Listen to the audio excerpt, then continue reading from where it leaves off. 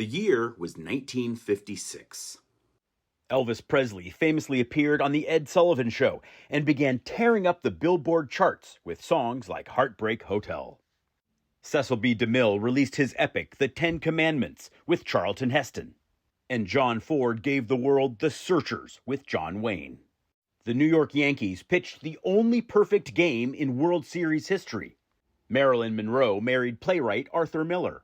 The first Eurovision Song Contest debuted.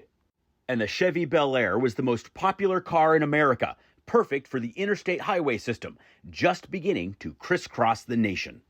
Elsewhere, Egypt nationalized the Suez Canal, leading to a major international crisis. The Soviets suppressed a popular uprising in Hungary, resulting in the death of thousands. The U.S. test detonated a hydrogen bomb over the Bikini Atoll. And the world began laying underwater cables, allowing for transatlantic telephone service. But 1956 was also the year that Albert Henry Woolson died.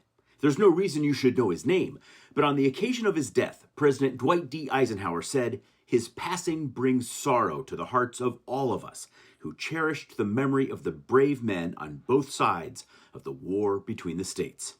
You see, Woolson was the last known surviving veteran of the American Civil War.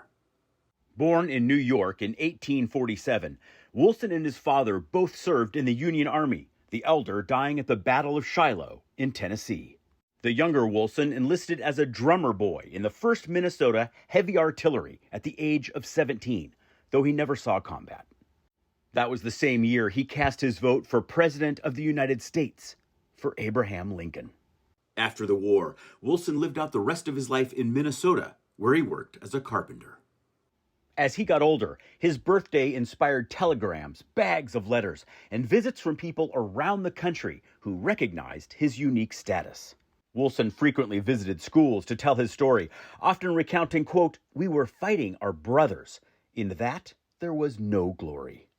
He told Life magazine that being the last Civil War veteran was a lonely vantage point. Quote, "It seems sad, all those friends gone. It's hard to realize I am the only one left."